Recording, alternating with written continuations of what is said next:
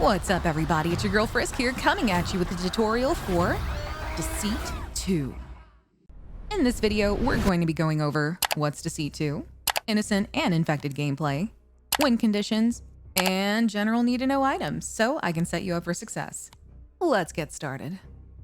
Deceit 2 is a social deduction game where deception and teamwork are the keys to victory. There are 3 roles: innocent, guardian, and infected. Since this is a social deduction game, you need to communicate with the other players and work together to identify the infected, or avoid suspicion. You can communicate with proximity voice chat, ping items, and the infected have a special voice chat just for them. How nice. Let's go over innocent gameplay. As an innocent, your goal is to complete tasks around the map to release souls for the peddler, an in-game merchant who provides items. If you're using the default keybinds, Q helps you identify your shared tasks among the innocents. Tasks are highlighted in green. Souls collected from tasks are shared, so teamwork speeds up the soul exchange. If you suspect someone is infected, initiate a banishing ritual using a gun, knuckles, or your default punch. You'll need more than just your vote to eliminate them, though. This is where that communication really comes in handy. Also, keep in mind, the more innocents alive, the more votes you'll need. Now, infected gameplay, that's going to be a little different. As an infected player, you need to activate weak points on the map.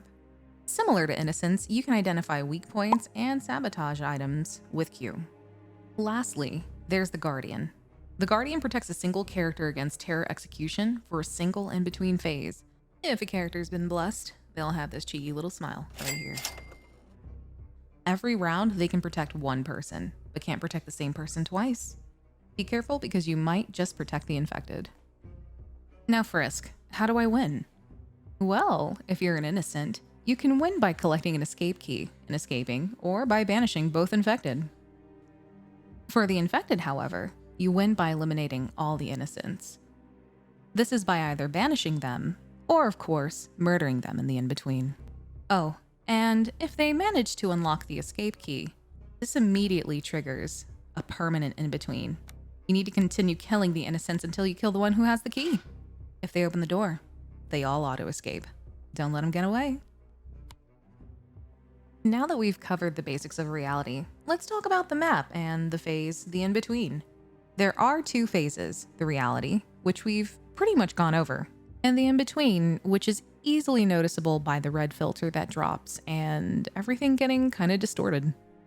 At this time, you can only play on the map Asylum, but more maps, additional roles, and more are coming in later updates. What's really great is you can keep up with the devs roadmap over at deceit.gg, so be sure to check it out every now and then.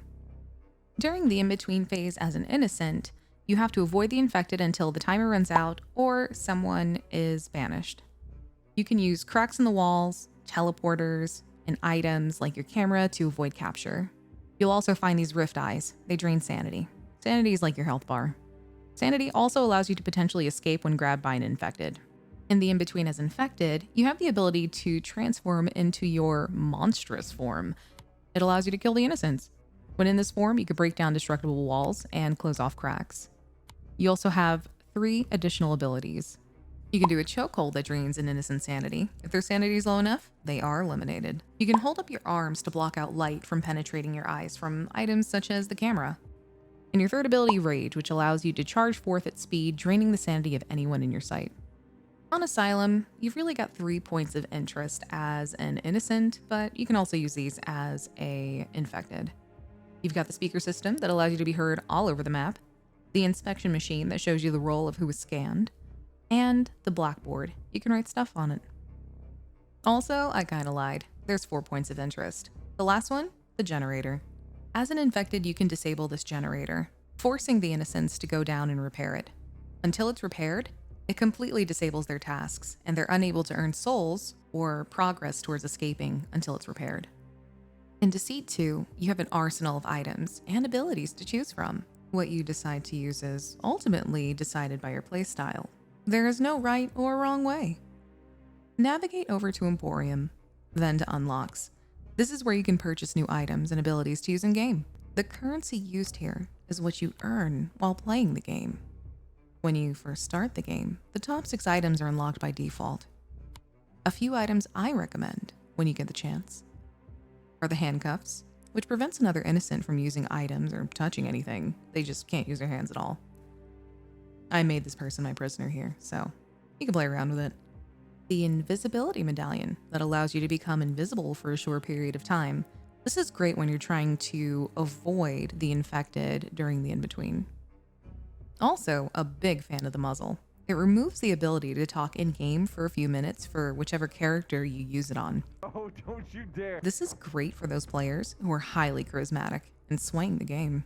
What's that? What's that, Ohm? What's that? Is Timmy stuck in the well? What happened?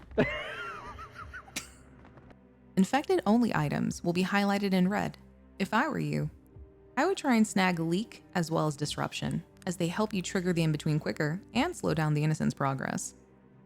Well, I think that covers everything. If you got any questions, leave them in the comments below, and I hope this tutorial really helped. See you on the internet.